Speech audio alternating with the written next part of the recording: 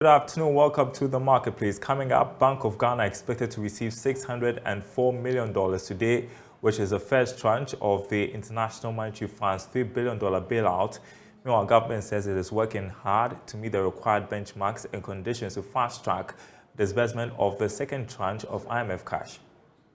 There will be the second tranche in disbursement after a successful review by November, December. And so this year alone, we are expecting some 1.2 billion United States dollars. You can imagine what this will do to our balance of payment position. Meantime, the International Monetary Fund has indicated that the Bank of Ghana Act will be revised to strengthen the central bank's independence and mitigate fiscal dominance by the government.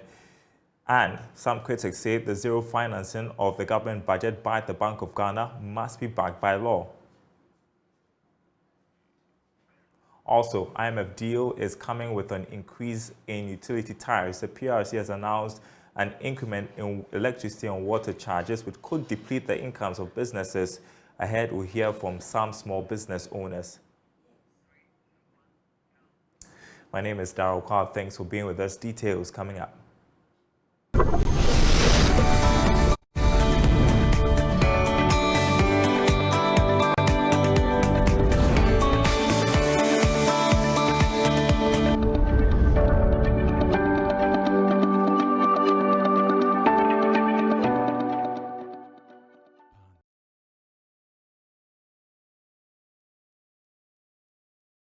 My name is Daryl. First up, the Bank of Ghana is expected to receive $604 million today, which is the first tranche of the International Monetary Fund's $3 billion bailout to Ghana. Governor of the Central Bank, Dr. Atson, knows that the money would boost the country's reserves and the city, which is already doing very well in recent times. Meanwhile, the government has indicated that it is working hard to meet the required benchmarks and conditions to fast-track disbursement of the second tranche of the IMF cash. Speaking on PM Express Business Edition, Minister of State at the Finance Ministry, Dr. Mohamed Amin Adam, said government will be fiscally disciplined to meet all the requirements.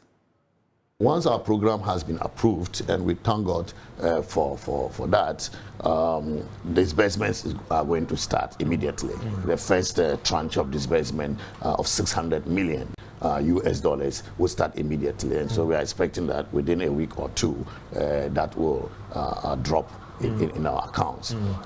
There will be the second tranche in disbursement after a successful review by November, December. And so this year alone, we are expecting some 1.2 billion United States dollars. You can imagine what this will do to our balance of payment position, what it will do to our budget, because there is budget support in that as well. The remaining amount will be disbursed in equal tranches of $360 million every 6 months after a successful review. Okay, and so the money will flow, and we are very confident that they will serve the purpose in bringing about macro stability, but at the same time, we are going to continue with the debt restructuring, because we have to bring our debt levels to sustainable levels, 55% of GDP by 2028. The domestic debt operation has been successful, about 85% participation, and then also once the official creditor committee granted us the financing assurances, which paved the way for the approval of our program by the IMF, negotiation of those debts will start in earnest, and we are hopeful that we will not only achieve macro stability, but we will also achieve debt sustainability, and then bring the economy to the path of recovery and growth. The IMF program is a $3 billion US dollar to be disbursed over 3 years. But there is also the catalytic effect that we always talk about. The other development partners and other investors are going to follow through. Well, meantime, economist Dr. Edu Susakode has urged government to be fiscally prudent, else risk missing out on the remaining tranches of the $3 billion International Monetary Fund support program. According to him, the program could be extended beyond its duration if key benchmark requirements are not met. Listeners and viewers are aware. So the conditionalities, some of which we know already, maybe going forward will be the intensity of all this is. Since the 90s, the IMF actually would not specifically tell you what to do. Since the 90s, they have stopped dictating specifically what to do to countries. What they are now doing is that, for example, they are saying that, okay, your public debt is so high, and per our calculation, 49% of the public debt is from the budget, public debt is from the budget deficit. So they will say reduce the budget deficit, do something to reduce the budget deficit. They will not tell you exactly what to do. So based on your own analysis, say, okay, this is how I want to reduce my budget deficit. I want to raise tax. I want to be efficient. I'll be prudent in my management and all that. So like I said, we have seen some of the functionalities, and I think we are just going to see details of that when they come for the review. If they are not okay with some of the things that we have done, they will not give us the remaining tranches. They will say, go and finish the work before they release it. And so, yes, the whole idea is to give us that stability and reform. And then going forward, we have to develop the country ourselves. The IMF program doesn't stay with any country forever. When you are in difficulties, you go to them. When you are out of the program, you must have your own internal mechanism, your own internal checks and balances, your own internal reforms, policies to grow your economy and create jobs. It shouldn't be the case that all the time we have to call on them. I've heard that rich countries like Luxembourg have gone to the IMF. Of course, we know the global challenges. But when was the last time they went to the IMF? So the IMF is there, Ghana is a member. There's nothing wrong with going to them. But I say this frequency, this cycle that we are facing as a country, that almost every 3 years we go to them. It means, like in your introduction, you are not fiscally disciplined. Yeah. And if you don't take care, a time will come that it will be like almost every year or almost every 2 years we have to go to them. And that is not what we need as a country. We have to be independent. We have to show to ourselves and to the world that, and to our investors, that they can still do business with us and we can be disciplined. All right, we'll have some more analysis on the IMF program in the course of this bulletin. But to some other news, the Electricity Company of Ghana has retrieved 9 million Ghana cedis from customers through its Revenue Protection Visibility Project.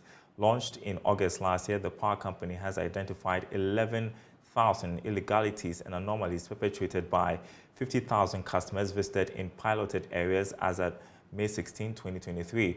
Officials hope to make similar gains following an exercise in the Ashanti region. Ohiminteria has more in the following report.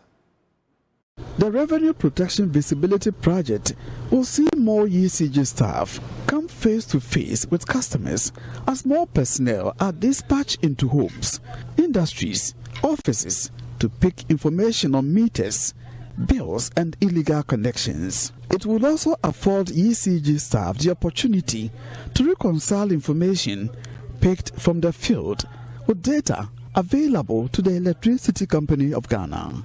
Commercial Investigations Manager at ECG, Edna Owusu-Nyampong, touted the importance of the project. Currently, we've been able to visit over 50,000 customers, and we have identified over 11,000 illegalities and anomalies we are trying to resolve. And we have raked in over 9 million Ghana cedis currently. So it's a very useful exercise, and it's bringing in a lot of returns. Acting General Manager, Customer Care in the Ashanti region, Maso Dapa, wants public support for the project to succeed. The key objectives of this project are: one, to help in checking the integrity of the meters that we have installed in our system. And the second one is to confirm the accuracy of the data that we have in relation to the customers that we are serving.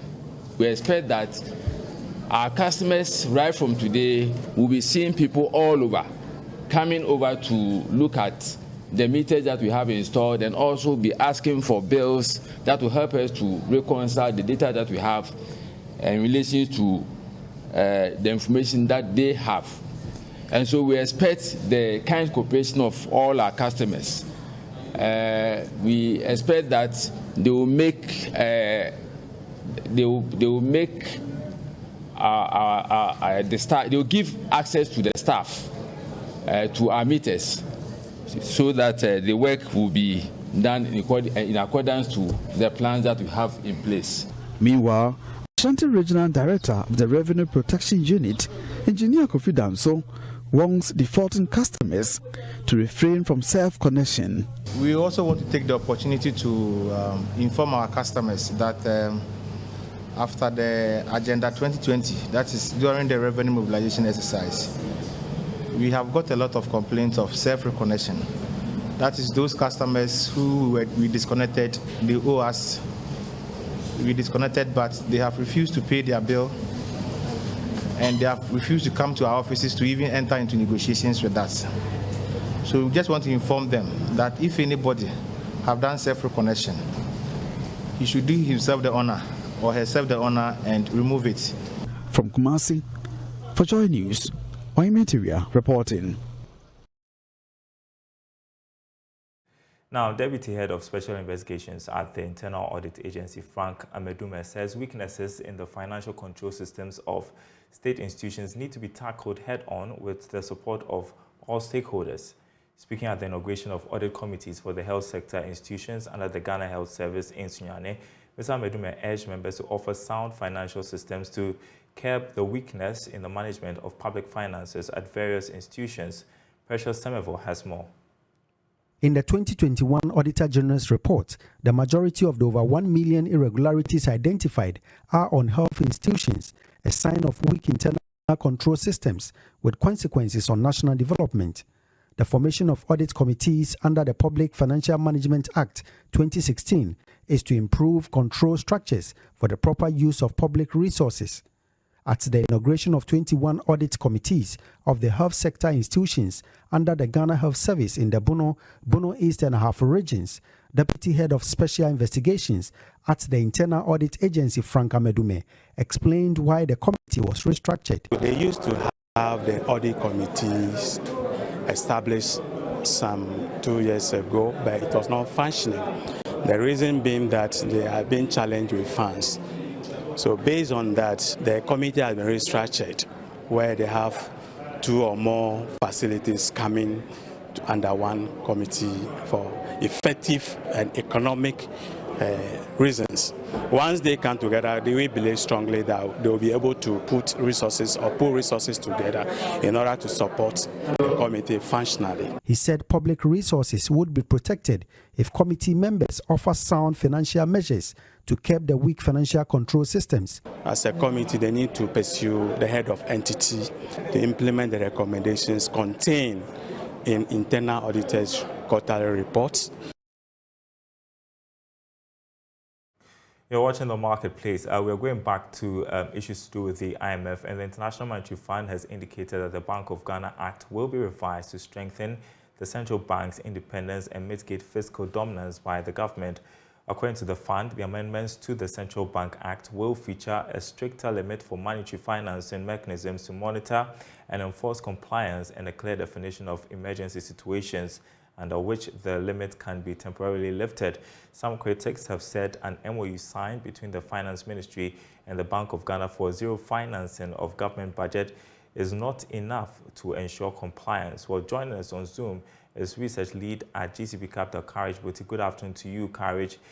Explain to us, first of all, why the IMF is pushing for the revision of the Bank of Ghana Act to enforce zero financing of government budget. Why is it important for our recovery? Well, good afternoon to you and your listeners.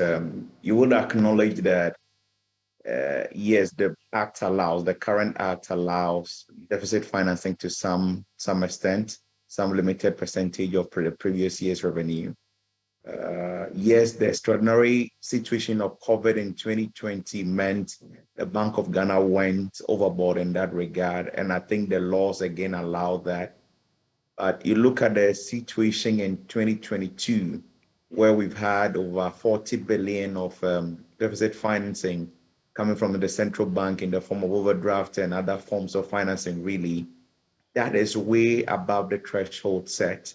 And then you ask yourself, if 2020 was an emergency COVID, then what was the emergency in 2022 that warrants that scale of monetary intervention? And then it brings back probably the questions: are the rules tight enough? Are the limits binding enough? What are the ways to monitor some of these interventions and avoid the recurrence? It will be hard to argue against the fact that the scale of monetary intervention last year was a big part of the inflation problem. And so how do we avoid such recurrence in the past? I believe that is the intent of the proposed review of the Bank of Ghana Act, to bring some rigidity into those framework. And it doesn't end there. I think the IMF program, the technical notes are also suggesting a review to the Fiscal Responsibility Act. You know, that caps deficit at 5% of GDP and then proposes a primary surplus each year. I think they also have issues with that the fiscal anchor should be just one, and then probably should be a bit more tighter. The Fiscal Council should be maybe reformed or reconstituted to play much a significant role in controlling or avoiding the fiscal risk and all of that. So I believe these are part of maybe far-reaching reforms intended to put the regulatory framework down that can help organize fiscal and monetary administration going forward, really. Do you agree with those who say the signing of an MOU between the Finance Ministry and the Bank of Ghana is not enough and should be backed by law? Well, to the extent it's a distortion, I think the laws allow. The law already exists, and that is what is going to be strengthened, really. The law allows, I think, up to 5% of the previous year's revenue. And there is an argument that supports those things. You could have instances where genuinely revenues are not performing or are not coming in, and you need support to the extent. And the idea is that those overdraft or financing at the end of the year, you should have brought the balance to zero anyways. So think, if it's about law, the laws exist. But we are in a period where you've had over 40 billion of deficit financing in a single year. And the total obligation from government to BoG stands above 70 billion at this point. And if we are going to restructure that debt, the IMF is saying, as we've seen it in the technical notes, that it could mean the Bank of Ghana would have to do recapitalization at some point. And so if the commercial banks are struggling and the central bank, the regulator itself, is also struggling, it's an exceptional circumstance, really. And that is why I believe some of these zero financing is just to say we are tightening the grip a bit so that we do not use the provision in the law, but to do something maybe better than that for a time being, so that we can correct a certain anomaly. But there are instances where it is absolutely necessary that we get such support, really. So legislating a zero deficit financing will be stretching it a bit too far. All right, we have 1 more minute. I want to ask you about this. Some have called for the threshold to be reviewed, saying the 0% threshold is drastic, saying that it's going to be binding for the next 3 years. I think under our circumstances and for the credibility of the program, the zero is appropriate for the time being. And it was the case during the last program that we exited in 2019, really. You need those to bring about some sanity in the system. Otherwise, there is always the backdoor approach to financing deficit, which doesn't obviously come to the public, really. So I think for the time being, for the scale of misalignment and the size of adjustment needed to bring back normalcy, the zero deficit financing is okay, appropriate for the time being, until something changes along the way. Thank you. Happy Friday to you, Courage. Always a pleasure to talk to you, research lead at GCB Capital. I appreciate your thoughts. And so the IMF deal is coming with an increase in utility tariffs. The PRC has announced an increment in electricity and water tariffs, which could deplete the incomes of businesses and workers who are unlikely to see any increase in salaries in the next couple of years due to the IMF bailout conditions. Joining me on Zoom are two small business owners, Emmanuel Ampedu, who is co-founder of Pure and Just Company Limited, a dried food processing factory, and Harrison Mati, owner of 1115 restaurant here in Accra. I appreciate that you two could join us. I want to start with you, Emmanuel, your reaction to the utility tariff hikes.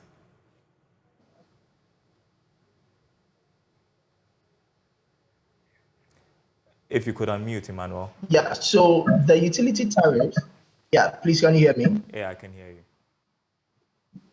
Yeah, so the utility tariffs is really going to affect we small manufacturing businesses. We are involved in agro processing, and already over the years, we are seeing instability even in the electrical supply, talk less of the increment in the tariffs. So it's really going to drive up our costs. Because already we are having challenges with having to get frequent power supply. It's really going to affect our cost. And in effect, we'll have to increase the price of our products, which is going to also face a problem for customers as well. Well, Emmanuel, give our audience an idea what you do and how much power you consume and water as well. So I can say in a day, if I should be specific, we consume about 60 Ghana cedis worth of electricity just for our dryer. Adding up all our machines, we'll be getting to 100 cedis in a day. This increment means that the cost is going to go up. Obviously, I think it's 18% and that is going to affect the cost of my product. So I'm looking to also increase the price of my product in the coming weeks. Wow. Harrison, you operate a restaurant. What do the hikes mean for your operations?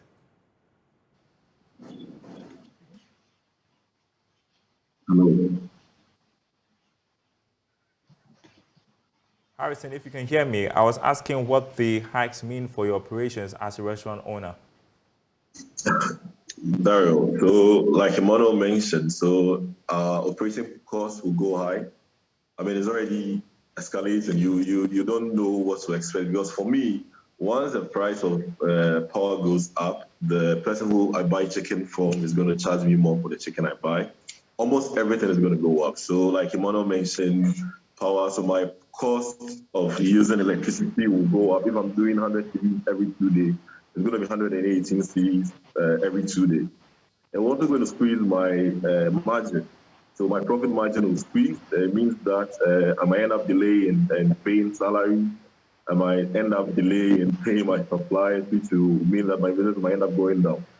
It will also mean if I have to go in for capital or credit, I might end up paying more because the banks will already, the rates are really high. So it's a difficult one for us. For example, I had to get a solar item somewhere for a project. In Ghana, it was costing me about 24,000. In Cote d'Ivoire, in Burkina Faso, I paid about 18,000 for that. So even if you are looking for an alternative power source and you want to get that in Ghana, which is solar, the products here are really expensive and you can't even cope. You have to probably buy from elsewhere. So this tariff going high is a big one for all SMEs, not just those of us in the restaurant space, but for everybody who uses power and water and what you do is a blow. So Harrison, how do you navigate this? For instance, I've heard some people say, well, then workers are not going to see an increase in their salaries. We may just have to slash some salaries or just lay off some workers. That's true. You would have to, one, for us, you can't reduce salaries, so you can't increase it. What it means is that you might end up delaying in paying salaries. So if your salary was coming at the last week of the month, you will have to make enough to be able to cover your costs before you can pay salaries. It also means that you can't expand. So if I was looking at doing another branch by end of the year, it means because your profit is depleted, you can't open another branch. And Daryl, if you use if they go on straight very well, just after the CBG bank, a friend opened 2 spaces that opened just early this year. They've all shut down. And this is even before the tariffs going up. So you can imagine what happened to other restaurant owners and other small business owners in this country. Emmanuel, what measures are you putting in place to mitigate the impact of the hikes on your finances? Can you hear me, Emmanuel? Can you hear me, Emmanuel? Well, I don't think Emmanuel can hear me. He's still not able to hear me. I understand. And so I'm going to ask you this, Harrison, since you're still with me. Now, there's a lot of talk about the IMF deal, and there's a lot of excitement amongst your group. I'm talking about small businesses, the ecosystem. What's the excitement like over there? Do you have the sense that, things are going to get better for businesses? We've heard the larger ones say they are already dreading the impact of taxes on the operations.